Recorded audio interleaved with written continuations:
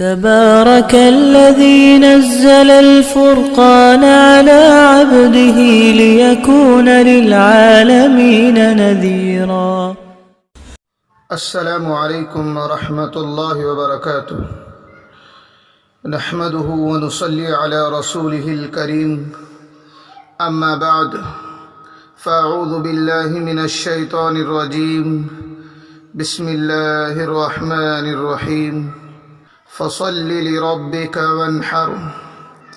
صدق اللہ العظیم.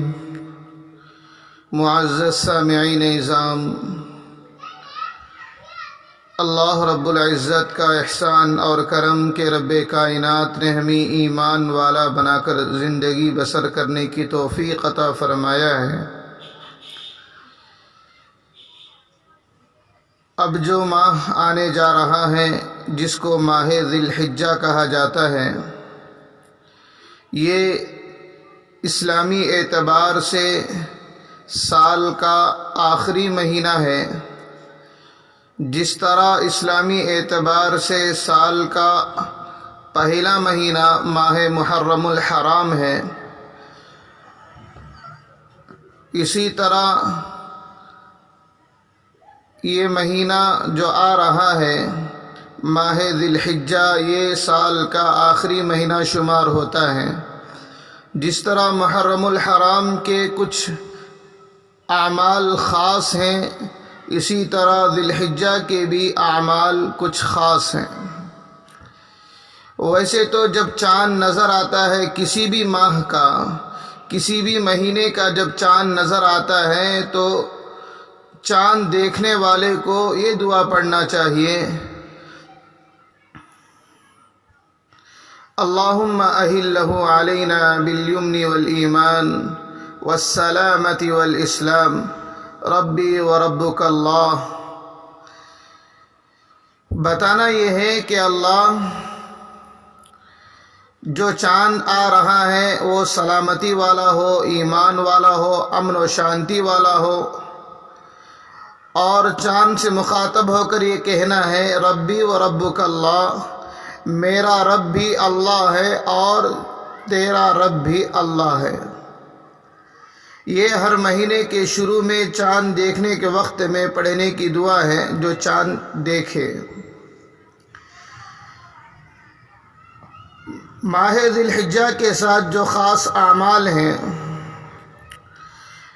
وہ اعمال یہ ہیں کہ جو ہی ماہ ذی الحجہ کا چاند نظر آ جائے تو وہ حضرات جو قربانی کرنے کا ارادہ رکھے ہیں تو ان کے لیے ناخن تراشنا، بال کتروانا بالکل منع ہے. جو ہی چاند نظر آ جائے گا وہ اپنے ناخن اور بال نہیں کتروائیں گے، بلکہ وہ 10ویں ذی الحجہ کا انتظار کریں گے.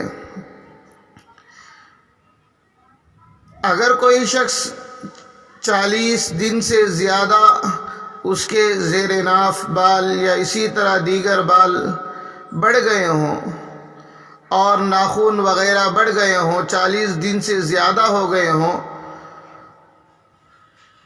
تو یہاں پر اجازت دی جاتی ہے کہ وہ اپنے بالوں کو صاف کرے اور ناخنوں کو تراشے.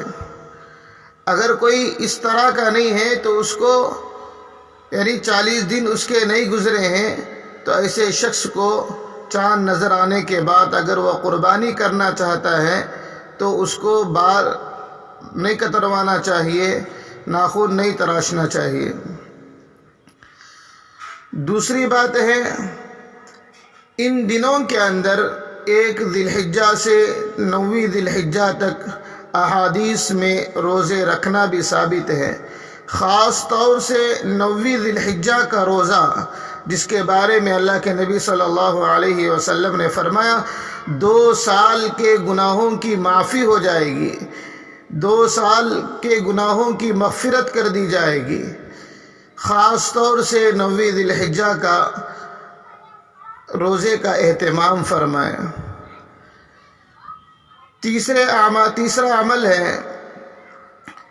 ایام تشریق، 9ویں ذی الحجہ سے 13ویں ذی الحجہ تک یہ ایام تشریق کہا جاتا ہے، جس کے اندر ہر فرض نماز کے بعد، چاہے وہ عورت ہو یا مرد ہو، ہر فرض نماز کے بعد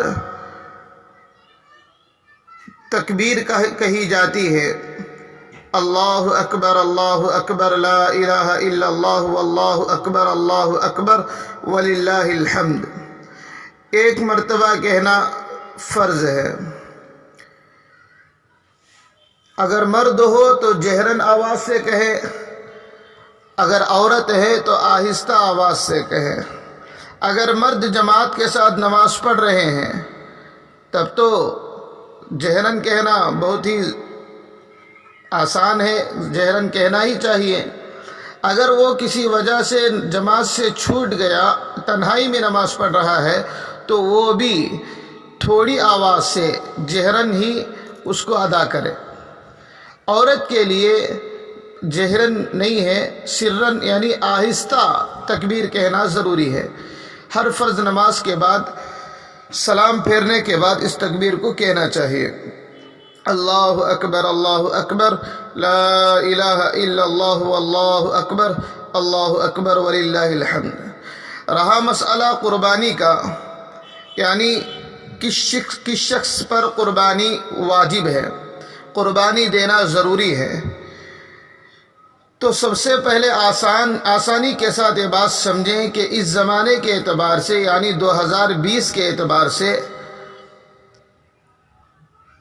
جس شخص کے پاس 30,000 روپیہ ہوں، اپنے ضروریات زندگی سے زائد، نہ اس پر قرض ہو، نہ کسی کی وہ امانت ہو، کچھ نہیں ہے، اسی کی ملکیت میں ہے اور اسی کے پیسے، اسی کے وہ روپیہ پیسے ہیں، تو ایسے وقت میں ضرورت سے زیادہ 30,000 روپیہ اگر ہوں تو اس شخص پر قربانی واجب ہو جائے گی، چاہے وہ